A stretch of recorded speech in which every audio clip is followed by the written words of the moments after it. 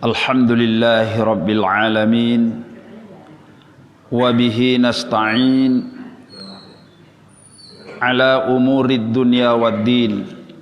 Sallallahu ala sayyidina Muhammad wa ala alihi wa sahbihi ajma'in.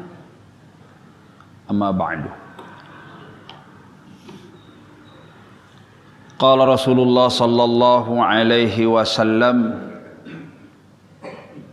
wa an Abi Hurairah Abdurrahman bin Sakhrin radhiyallahu an qala Rasulullah sallallahu alaihi wasallam innallaha la yanzuru ila ajsamikum wala ila suwarikum walakin yanzuru ila qulubikum rawahu Muslim. Bapak-bapak yang dirahmati oleh Allah dan yang kami hormati, dengan rahmat dan izin Allah Subhanahu wa taala, alhamdulillah sampai malam hari ini kita semuanya, khususnya bapak-bapak yang hadir di majelis ini, kita masih tetap mendapatkan karunia dan nikmat yang luar biasa dari Allah Subhanahu wa taala. Nikmat yang luar biasa yang pertama ialah karunia nikmat iman dan Islam. Yang kedua baru nikmatus siha wal farag. Nikmat kesempatan dan kesehatan. Baru nikmat-nikmat yang lain. Biasanya kalau kita ditanya orang, bagaimana keadaan Pak Syukrin malam ini? Jawabannya apa biasanya? Alhamdulillah, dalam keadaan sehat walafiat. Biasanya begitu Pak ya. Tapi ada yang lebih penting dari itu, dan itu dipraktekkan oleh Rasulullah. Kalau ditanya, bagaimana keadaan Bapak malam hari ini? Alhamdulillah, tetap dalam keadaan iman dan Islam. Wah, ini jarang kita praktekkan ini. Biasanya, alhamdulillah dalam keadaan sehat walafiat. Sehat walafiat, tapi kalau enggak beriman, nah, maka perlu barangkali kita tambah. Tidak salah itu, cuma istilahnya ada yang lebih fokus kalau ditanya orang, bagaimana keadaan Pak Bowo malam hari ini? Alhamdulillah Pak Hi, dalam keadaan iman dan Islam. Atau tetap dalam keadaan taat kepada Allah. Ya, itu luar biasa. Juga dalam keadaan sehat walafiat. Ya, insya Allah gitu. Malam hari ini, pada dua pertemuan yang lalu itu kita masih membahas ayat-ayat Quran yang terkait dengan ikhlas. Jadi kan materi kita ini kan masih ikhlas. Babul ikhlas ya. Wih, kok angel ya. Babul ikhlas. Ya. Babul ikhlasi ya, ikhlasi. Ini hadis Riyadhus Shalihin ini, bab yang pertama itu menjelaskan tentang masalah ikhlas. Ya. Kelebihan kitab ini, Riyadhus Shalihin ini, jadi setiap bab itu selalu diawali dengan ayat Al-Quran. Setelah ditampilkan beberapa ayat Al-Quran, baru disambung dengan hadis. Ya, malam ini kita akan baca hadisnya. Semua itu bab-babnya ada Al-Quran ya. Kalau kitab yang lain misalnya koyok Bulughul Maram, Sahihul Bukhari, Sahih Muslim, ya hadis ya hadis. Nah, jadi ini dan isinya ini pertama banyak berkaitan dengan akidah, berkaitan dengan akhlak, berkaitan dengan hukum-hukum juga, ya. Dan juga banyak berkaitan dengan hal-hal masalah-masalah yang lain, perekonomian dan sebagainya juga ada dijelaskan dalam hadis ini. Tapi malam hari ini kita masih akan berbicara tentang ikhlas. Ikhlas ini Bapak-bapak sekalian menjadi salah satu kriteria diterimanya amal ibadah kita. Jadi kapan amal-amal ibadah yang kita persembahkan kepada Allah akan diterima? Yang pertama dasarnya harus ikhlas. Ikhlas itu pengertiannya melaksanakan sesuatu perintah Allah, tidak ada yang diharap, tidak ada yang dituju, kecuali hanya ingin mendapatkan pahala dan ridhonya Allah. Itu namanya ikhlas. Kalau melenceng dari ini, ingin dapat ridho Allah, tapi ingin juga dapat pujian sanjungan dari orang lain, ini namanya syirik, mempersekutukan Allah. Allah tidak akan memberi pahala. Jadi kuncinya di ikhlas.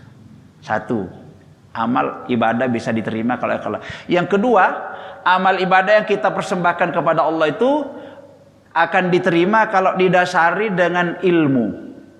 Jadi semua amal ibadah itu harus pakai ilmu. Ya. Tapi kalau awal-awalnya baru belajar dulu ya nggak apa-apalah dulu. Ya singkat. Tapi untuk sempurnanya maksudnya, sempurnanya amal ibadah kita itu kalau dasarnya pakai ilmu. Kalau tidak pakai ilmu, takut cari wong Madura norok bunte. Apa Pak Bo artinya norok bunte? Ya. Apa Pak Sukrin norok bunte? Ikut-ikutan. Ikut-ikutan tanpa dasar.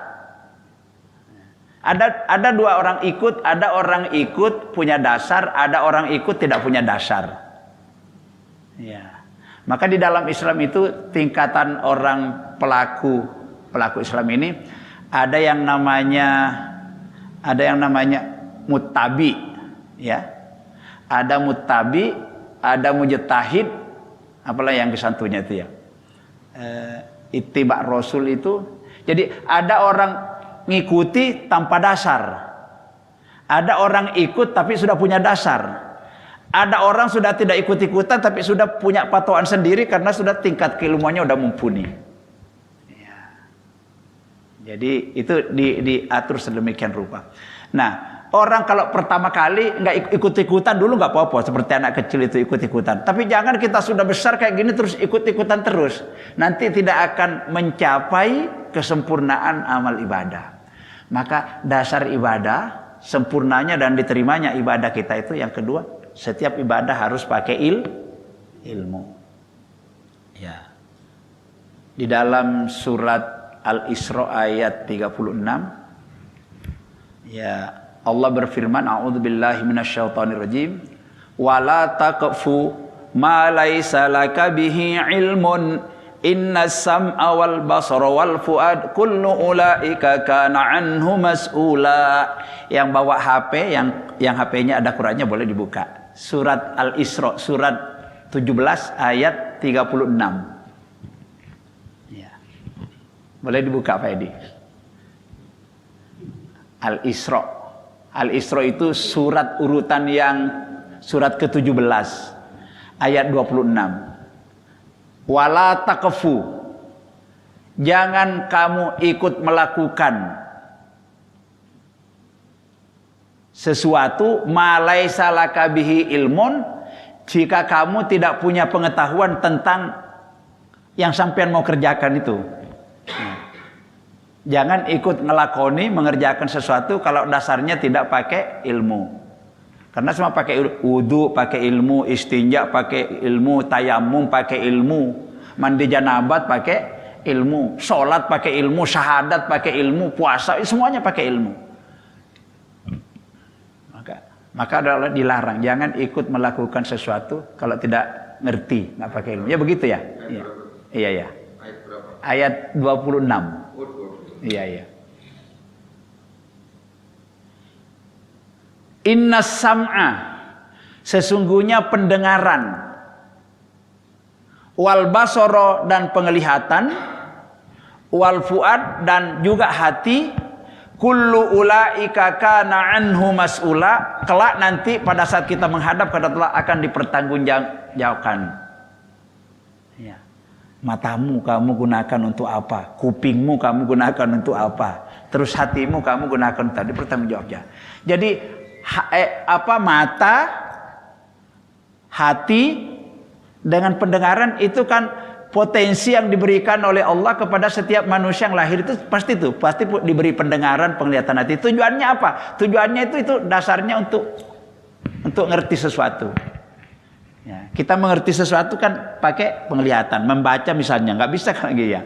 Nah, mendengar, maka ilmu itu bisa masuk pertama banyak membaca.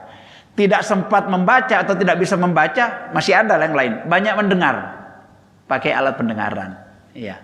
Tidak bisa mendengar, tidak bisa membaca, banyak bertanya. Nah, jadi ilmu itu banyak membaca, banyak mendengar, banyak bertanya. Tadinya nggak ngerti, setelah bertanya, wow, langsung mantep. Nah, itu ya. Nah, kita di sini, insya Allah kita gunakan ketiga-tiganya, Pak Boyo. Ini saya membaca, Bapak kalau melihat juga di HP berarti menggunakan penglihatan, menggunakan pendengaran, kemudian nanti kalau kurang jelas lagi nanti tanya. Kita gunakan ini apa namanya majelis kita ini ya. Iya 3. Iya 36. Ketemu. Nah, ya. Di situ ada larangan, jangan melakukan sesuatu apa saja, baik urusan dunia ataupun urusan akhirat apalagi. Maka ayat itu menekankan supaya kita ini mengerjakan amal ibadah dasarnya pakai ilmu, jangan tidak pakai ilmu. Maka ngaji-ngaji seperti ini penting artinya. Penting. Cuman banyak manusia itu apa-apa disepelehkan. Padahal kalau kita nggak belajar Al-Quran Pak Bo, besok itu diancam masuk neraka. Kalau kita tidak ngaji ini ancamannya masuk neraka. Iya. Ngaji saja kalau nggak paham masih diancam masuk neraka. Ngaji nggak paham ya. Di mana? Surat ke-7 ayat 179. Coba buka di situ. Akan dimasukkan ke dalam neraka jahanam orang yang diberi hati, diberi mata, diberi pendengaran nggak mau digunakan. Coba dibuka. Jadi bahaya orang kalau nggak mau ngaji tuh Pak Syukrin itu ya. 179 surat ke-7 Al-A'raf.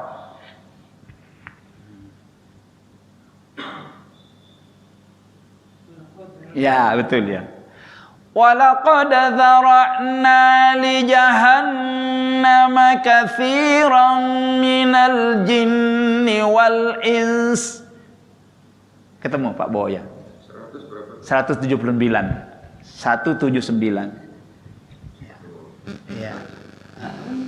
Lahum qulubun la yafqahuna biha walahum adhanun la yasma'una biha walahum a'yunun la yubsiruna biha ulaika kal an'am bal hum adall.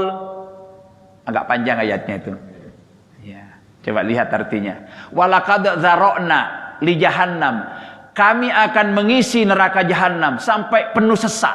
Katsiron itu banyak, penuh sesak kalau bahasa kita ya.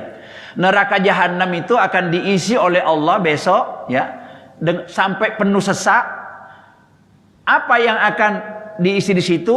Minal jinni wal ins, dari golongan jin dan manusia. Kebetulan kita manusia harus takut kita. Seandainya di situ ayatnya mengatakan akan saya isi api neraka sebanyak-banyaknya di golongan kerbau dan sapi, gak usah takut kita, nggak masuk. Tapi di situ masalahnya jin dan manusia. Karena yang punya persoalan besok kalau mati itu cuma dua makhluk Allah tuh, jin dan manusia. Kalau sudah sapi, kerbau, kucing, apa nggak ditanya udah kembali ya. Yang punya persoalan kalau mati nanti itu, kalau tidak benar waktu hidupnya di dunia itu adalah jin dan manusia. Dimintai pertanggungjawab. Termasuk pertanggungjawabnya terhadap Al-Quran. Kenapa kok dia bisa masuk neraka jahanam?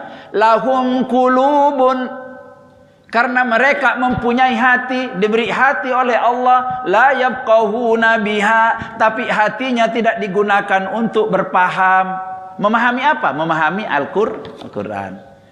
Gampangannya gak gelem ngaji, gak mau ngaji, jadi bahaya. Wong kita ngaji aja, tapi anak-anak kita, istri kita di rumah gak diajak ngaji masih kena besok Pak. Saya ditanya kita. Umpamanya si Fulan rajin ngaji, anaknya gak tahu diajak ngaji, ibu istrinya gak tahu diajak ngaji, orang di rumahnya cetos yang ngaji. Ada kesan seolah-olah ingin masuk surga sendiri. Besok di akhirat kita masuk surga dipegang sama istrinya, Pak, sampai ternyata menemukan kebaikan dulu di dunia, aku kok nggak pernah diajak.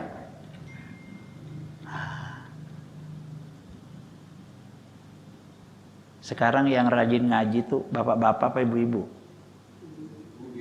Apa ada adik remaja?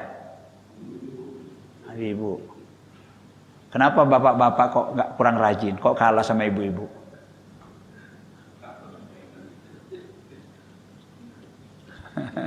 Iya, iya. Ar-rijalu qawwamuna 'alan nisa, kata Allah. Laki-laki itu pemimpin bagi wanita. Kalau istri kita tidak taat kepada Allah, tidak beribadah, tidak ini, suaminya gak bisa masuk surga. Anak kita juga begitu, karena pertanyaan, saudara perempuan kita juga begitu. Karena laki-laki ini nanggung jawabi istrinya, nanggung jawabi anaknya, termasuk anak perempuannya, nanggung jawabi anak laki-lakinya juga, nanggung jawabi ibunya kalau masih hidup. Berat. Suami nggak ibadah, nggak taat, istri selamat, nggak bakal ditanya nanti, selamat. Tapi kalau sebaliknya tidak. Kenapa bisa begitu? Itu tadi ayatnya, ar-rijalu qawwamuna 'alan nisa. Jadi ini bahaya. Lahum qulubun, diberi hati, dayam itu hatinya tidak digunakan untuk memahami ayat Al-Quran. Ada Al-Quran di rumahnya, tapi ditaruh tok, nggak tahu diwoco. Atau diwoco lapatnya tok diwoco. Ya, khatam saben dino khatam. Tidak salah, dapat pahala luar biasa. Tapi kalau orang ngajinya kayak hataman terus nggak mau mengkaji kayak gini, kita bahas Al-Qur'an itu ya sampai kiamat tetap nggak ngerti kita. Nah, itu yang kena itu. Lahum qulubun, mereka mempunyai hati tapi hatinya tidak digunakan untuk memahami ayat-ayat Allah. Walahum adzanun. Ini adzan, ini namanya adzanon, ini adzanon, kuping. Dan mereka mempunyai kuping, diberi kuping oleh Allah, kupingnya tidak mau digunakan untuk mendengarkan nasihat-nasihat agama, petunjuk-petunjuk Allah, petunjuk-petunjuk Rasulullah. Bahkan ada kalau kupingnya dibacakan Quran sakit. Enggak ada. Saya ada orang, Pak, teman Pak Boya. Diajak, ayo ngaji di tempatnya Pak Hai, bagus. Yo, bagus. Aku tuh sebetulnya sudah bisa ngaji, cuman ya belum bagus. Ngaji di tempatnya Pak Hai, di pesantrennya Pak Hai, bagus ya. Di sana kita itu kalau dibaca Al-Qur'annya dulu, habis dibaca diajari tajwidnya, mari ngono terus dibaca, diterangkan artinya sama Pak Hai. Terus ngomong begini, "Hah, pakai arti?" Iya, itu kelebihannya, pakai arti. Wah, itu yang saya tidak mau. Kalau ngaji pakai arti itu gak mau, aku gak seneng. Gak seneng aku. Loh, kenapa kok sampai begitu? Kemarin nyoba-nyoba aku ngaji di Masjid Al-Muhajirin baru 1 kali, aku langsung kena Apa? Pekerjaanku kan tukang anak no duit aku. Ternyata Quran itu dibaca itu ayat-ayat tentang riba. Aduh, ngeri aku, Mbak Yu. Aku kok pokoknya pakai arti itu gak mau datang lagi aku ya. Ya. Terus datang lagi ke Masjid At-Tauhid. Ya, beberapa waktu kemudian datang lagi, ngaji lagi, pakai arti, kena lagi aku. Apa? Membahas tentang masalah tutup aurat. Padahal aku kalau keluar rumah ke pasar, anakku gitu nggak ada tutup aurat, kena lagi. Waduh, ini bahayanya nek ngaji pakai artin ya. Makanya aku mau ngaji kalau diajak khataman tok mau aku. Tapi kalau pakai arti itu mau. Ini berarti ibaratnya orang sakit mau dikasih obat gak mau minum obat. Apa yang terjadi? Sakit gak kelem minum jamu, gak belum minum obat, itu terjadi. Ya tambah nemen, seperti itu, menghindar. Ternyata ada juga orang yang seperti ini. Masya Allah. Lanjutannya Pak Bo, walahum ayunun. Ya ayunun dulu ya, baru walahum azanan. Walahum ayunun, mereka diberi mata, la yubsiruna biha. Matanya itu tidak mau digunakan untuk maca Quran, mendalami makna Al-Quran itu ya. Iya. Diberi pendengaran, diberi kuping, kupingnya nggak mau digunakan untuk mendengarkan nasihat-nasihat, pitutur-pitutur, mauidhah yang diambil, nggak mau dia. Seperti apa orang itu digambarkan dalam itu? Ulaika kal an'am. Ulaika, mereka itu, mereka yang mana? Itu tadi yang tidak mau menggunakan hatinya, penglihatannya, pendengarannya nggak mau dipakai untuk mengkaji ayat itu. Ulaika kal anam, mereka itu keadaannya di mata Allah itu seperti binatang ternak. Apa contohnya binatang ternak itu? Nek mo apa itu? Sapi. Sapi. Sekarang banyak anak-anak kalau dipanggil sama orang tuanya, "Nak, bantu ibu ngomong mo." Banyak itu ya. Baik laki, bantu dulu bapak ini kayak gini. Mau pak. Bunyinya koyok sapi. Soalnya ibunya dulu salah dikasih minum susu botol sapi.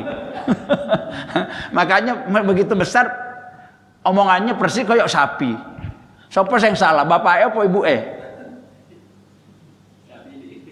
Aku sapi nih.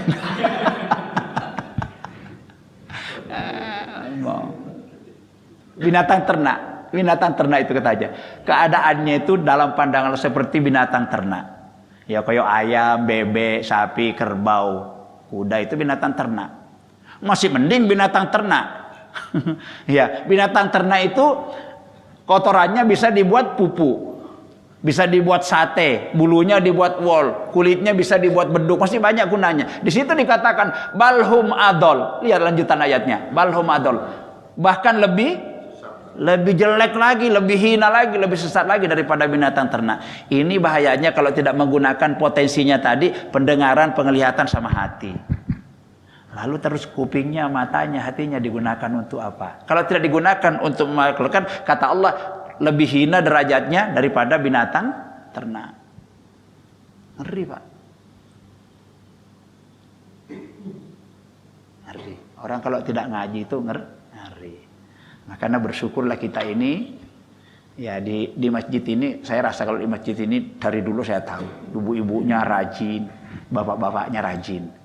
Cuman barangkali tadi sholat maghrib ada 3 shop itu yang tinggal ngaji sama yang pergi, banyak yang pergi apa ya dia? Ya. Apa nggak tahu kalau ada pengajian barangkali?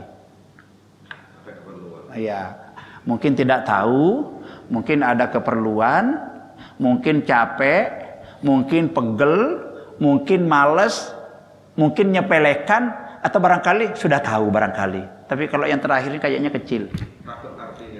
Ah ya, itu juga bisa itu ya. Nah itu bahaya itu. Aku ngaji 2 kali kena terus saya katanya aku. Maka aku naik pakai arti itu ya kak aku gak suka. Senengnya naik ngaji tuh loh ya. Tahlilan, yasinan, dibaan enak iku. Yang dipenting bunyinya. Kan kalau tahlil kan yang bunyi la ilaha illallah, la ilaha illallah, la ilaha ya. Ditakok apa artinya? Enggak ngerti dia. Ya, nah, ini yang bahaya ini orang seperti ini. Ulaika kal an'am itu karena tidak digunakan. Ya.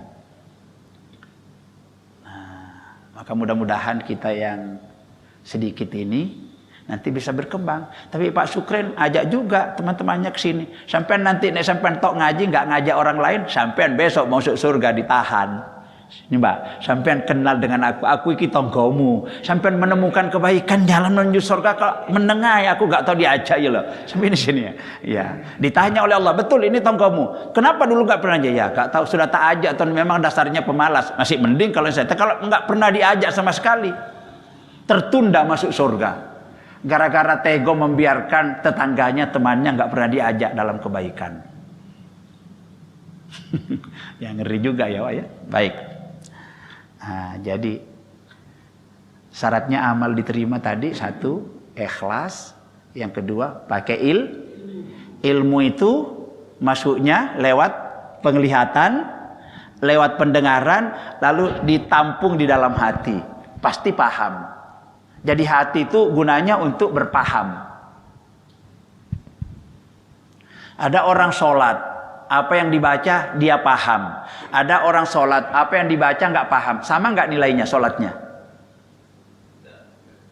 Beda. Ada orang yang sholat ikhlas, ada orang yang sholat kurang ikhlas, ada orang yang sholat tidak ikhlas. Sama nggak nilainya? Nggak sama. Dan ini semuanya butuh ilmu, butuh ilmu.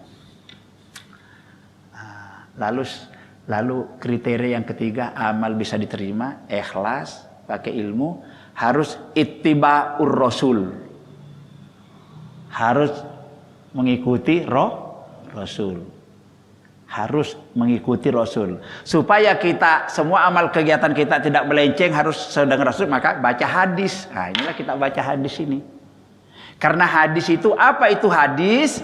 Hadis itu ialah semua perkataan Rasulullah itu masuk hadis. Semua perbuatan Rasulullah masuk hadis. Bahkan diamnya Rasulullah pun masuk hadis juga. Bukan Nabi ngomong aja pakai hadis. Rasulullah ngomong jadi hadis, Rasulullah berbuat jadi hadis, Rasulullah diam juga jadi hadis, Rasulullah bersikap juga jadi hadis. Suatu contoh, ada sahabat nangkap apa itu lah ya? Sing koyok komodo tapi kecil, biasanya di semak-semak, sing makan PT itu lah ya. Kadal lebih besar dari kadal. Biasanya kalau gini jalan-jalan nih lidahnya. Yo. Apa itu? Biawak, bahasa Indonesianya biawak. Coro Jawane nyambe, ya nyambe. Di zaman Rasul itu ada orang nangkap nyambe. Langsung dibeli. Rasul tahu. Rasul tidak melarang, Rasul juga tidak nyuruh. Jadi hadis ini. Maka ada orang yang mau makan nyambe, orang bertanya, halal apa haram? Seandainya Nabi melarang, berarti haram.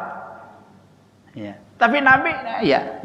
Jadi dari itu orang berkesimpulan nyambe itu dimakan boleh, kalau tidak mau juga ya nggak apa-apa. Tidak halal, halalnya nggak jelas juga, haramnya nggak jelas. Karena seandainya Nabi ngomong jangan dimakan, berarti haram. Nabi tahu. Itu jadi hadis juga itu. Apa namanya? Sikap. Jadi ucapan Nabi, perbuatan Nabi, sikap Nabi itu jadi hadis semuanya. Nah, inilah hadisnya tadi nih. Kita tulis hadisnya di sini ya. Ini hadisnya. Ini hadisnya. Ini pertama. Innallaha.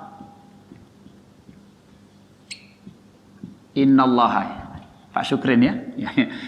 Innallaha la yanzuru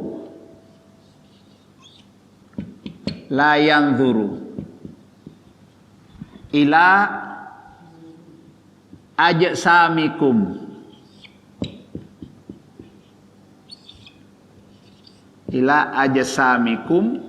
wala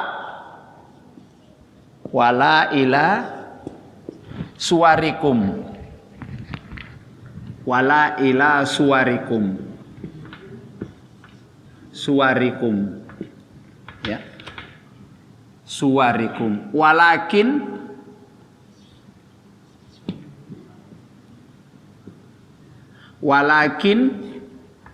papannya kotornya ya, yang zuru, minta dibersihkan ini Pak Syukrin. Inilah banyak tempelnya.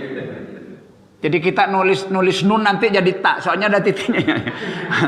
Walakin yang ini ya ini, yang zuru ila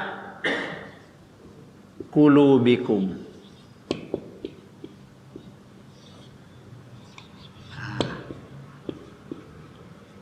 Ya.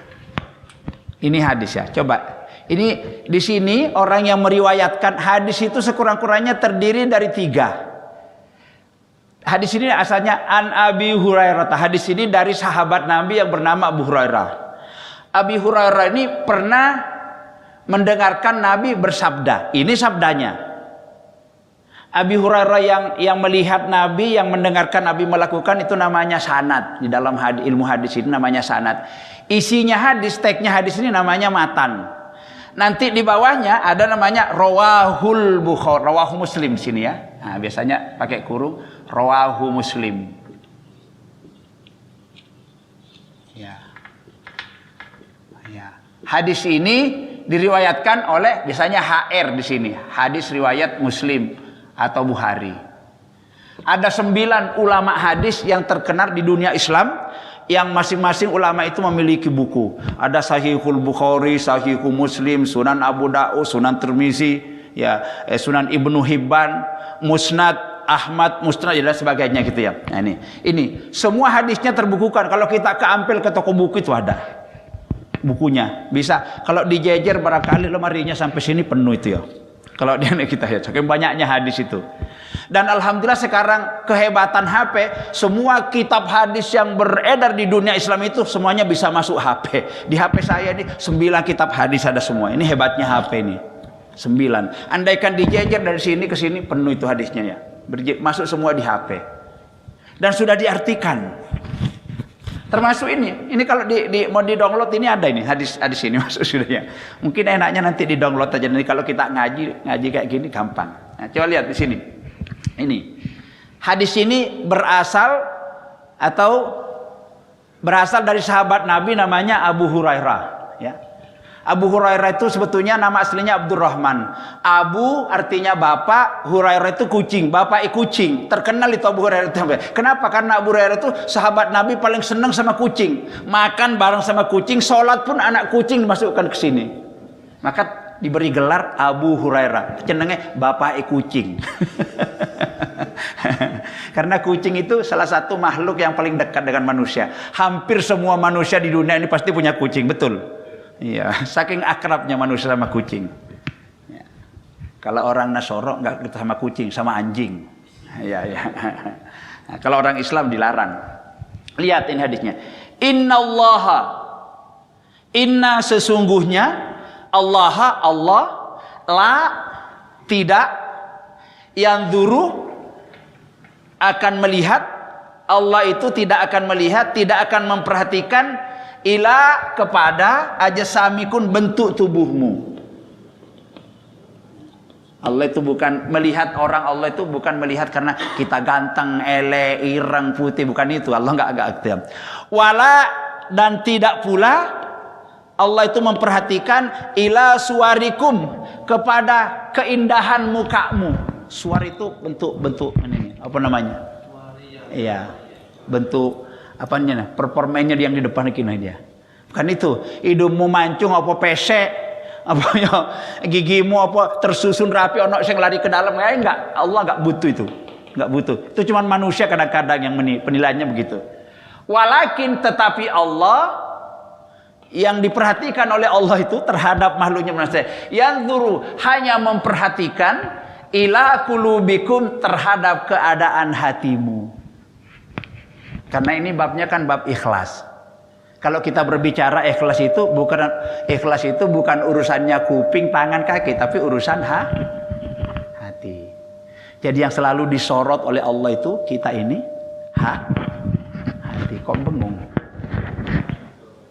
Hah? Oh iya, gini. Hati. Saya ulangi ya.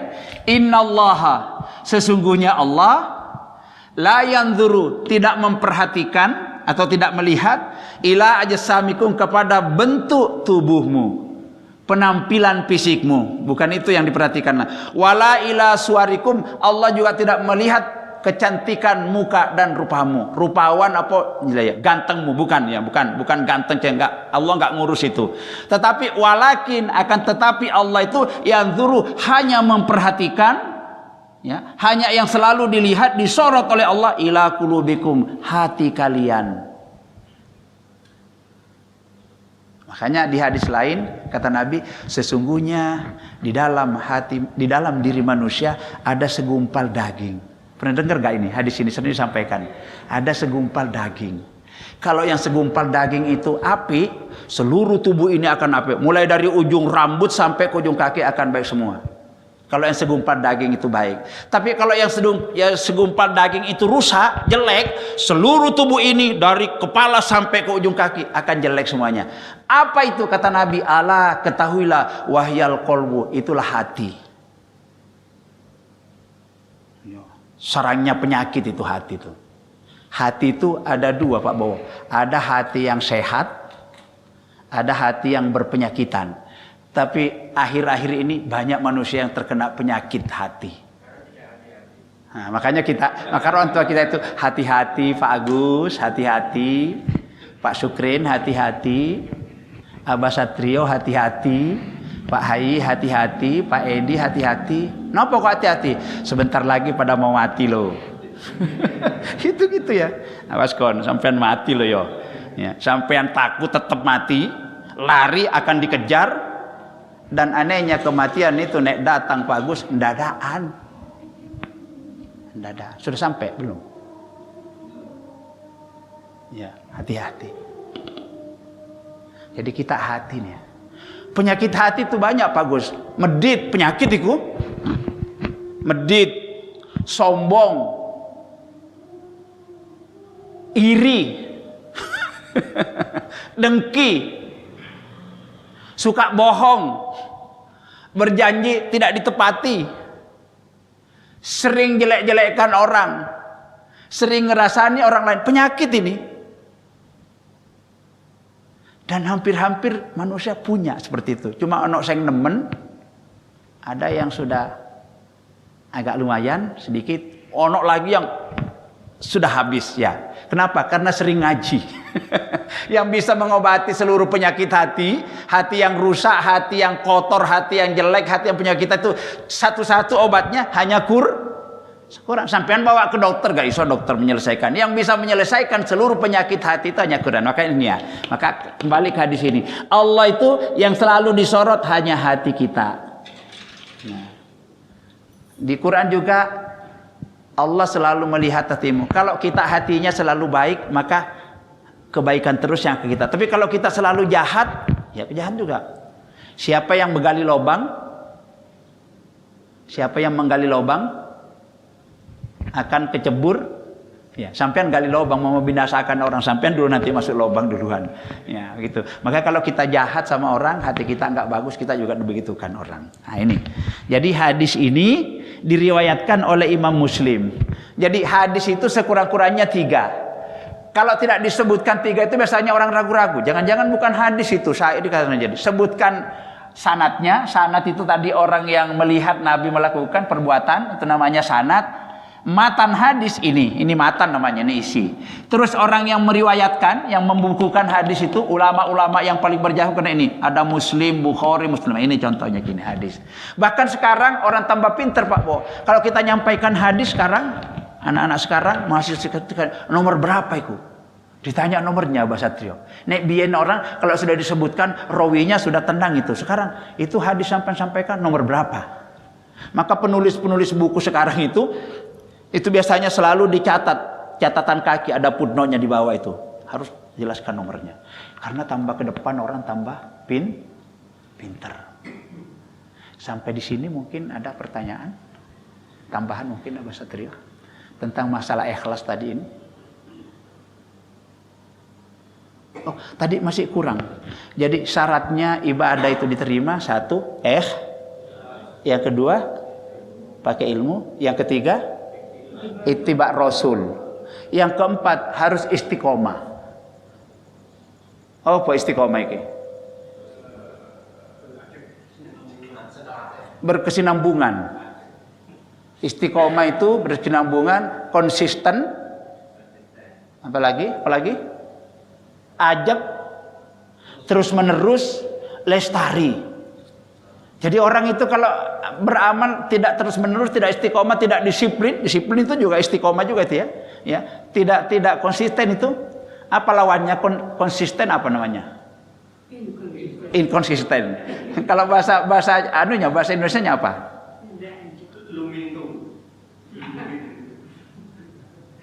Ajak itu. Arang-arang. Ya, angin-anginan. Kan ada orang kayak gitu. Ya, kalau lagi begini, rajin ke masjid, misalnya rajin ngaji lagi ini. Nanti sedikit itu, ya udah gitu ya. Jadi enggak istiqomah itu. Orang kalau beramal enggak istiqomah, enggak diterima oleh Allah. Contohnya, sholat subuh. Enggak sholat duhur.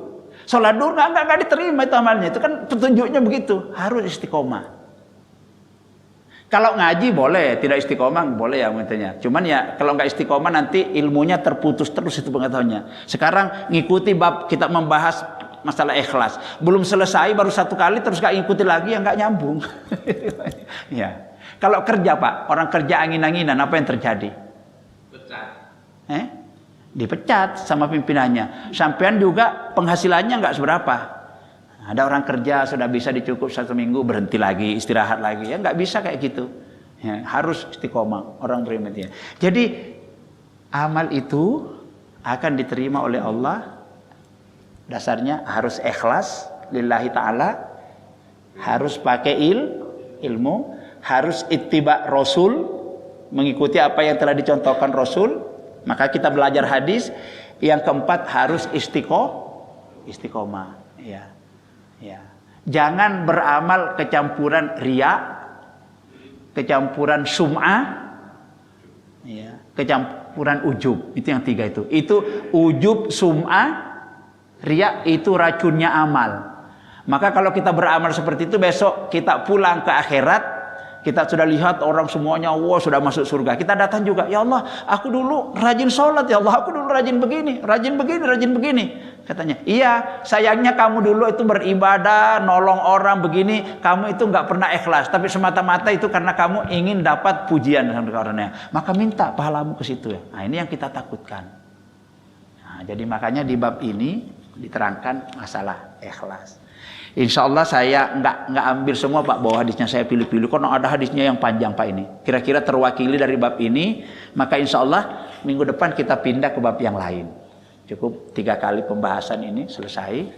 Insya Allah bab berikutnya nanti dihadap harinya ini. Wah, masalah tobat. Ayo, siapa yang merasa banyak dosa, ya. Nanti kita oncek minggu depan di sini nanti ya. Dosa itu macam-macam, bagaimana cara penyelesaiannya?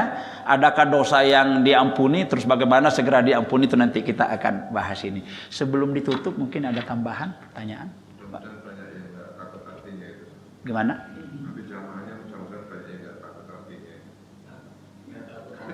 Oh, banyak. Takutnya. jadi banyak orang begitu. Jadi yang dipentingkan bunyi. Jadi orang beribadah sekarang itu bagus, banyak yang dipentingkan bunyi, tapi isinya nggak mau.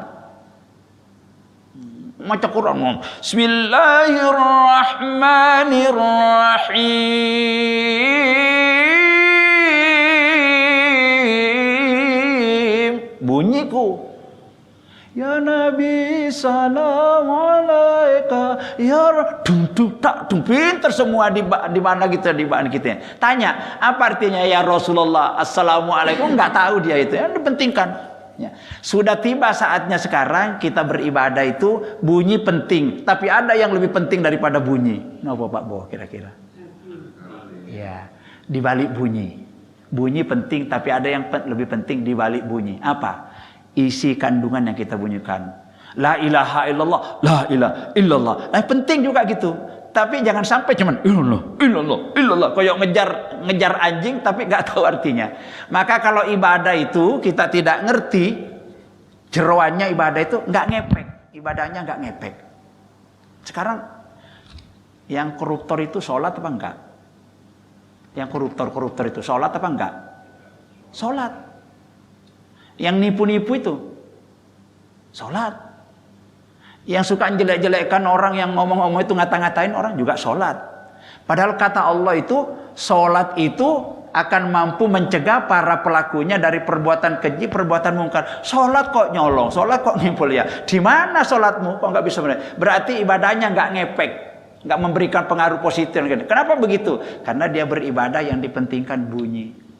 Nggak mau mengkaji apa makna di balik bunyi. Maka sudah tiba saatnya kita ini barangkali, mumpun masih ada umur ya Pak Bo ya. Hindari itu kayak, wah aku naik pakai arti yo mo. Jangan kayak gitu ya. Jadi ngajaknya kita harus anulah baik-baik ya. Mungkin itu tadi orang yang salah ngajak itu mungkin ya. Jadi langsung berkomentar, aku naik pakai arti yo mo aku 2 kali ngaji kena terus saya aku katanya. Jangan begitu, ini orang nggak mau diperbaiki, nggak mau baik ini. Mudah-mudahan Allah Subhanahu Wa Taala kita dihindarkan dari orang-orang seperti itu. Ya, memang mengerjakan kebaikan itu gangguannya Pak Bo. Pertama itu penyakitnya malas, betul. Yang kedua capek. Yang ketiga nyepelehkan. Nyepelehkan biasanya. Walah, saya ngisi paling-paling lah ustadz itu. Biasa kok aku wis kenal. Biasa begitu nyepelehkan. Dari mau itu kalau dari Jakarta yang pakai pesawat yang mahal gitu nyoseng. Jadi ngadakan pengajian itu baru rame kalau mubaliknya ustadznya lucu. Itu yang sekarang dicari itu. Ada maulid Nabi, saya tanya istri saya. Ya apa pengajiannya mau bengi? Sukses. Tak takon nih. Pengajian yang sukses itu kriterianya apa? Pertama, sing teko akeh. Sak kelurahan. Ya. Terus yang kedua apa? Lempernya tebel-tebel. Jadi ngajinya memang cuma ngincer lemper ya. Yang ketiga apa? Penceramahnya lucu. Saya tanya, kira-kira apa kesimpulannya sampai tadi majukan? Wah sembuh gak ngerti lah ini bahaya kayak gini ya. Jadi sebetulnya pengajian banyak itu nggak sukses biasanya karena ngomong sendiri biasanya di sana ngomong sendiri. Justru pengajian yang sukses itu yang sedikit kayak gini-gini ya, sedikit. Kalau kita nggak tahu bertanya. Cukup? Ya, nanti insya Allah kita sambung minggu depan dengan tema atau pokok bahasan yang berbeda. Ada masukan, Pak Haji? Cukup ya. Cukup Pak Sukren ya. Ya. Demikian kira-kira pembahasan kita tentang bab yang menjelaskan tentang masalah ikhlas.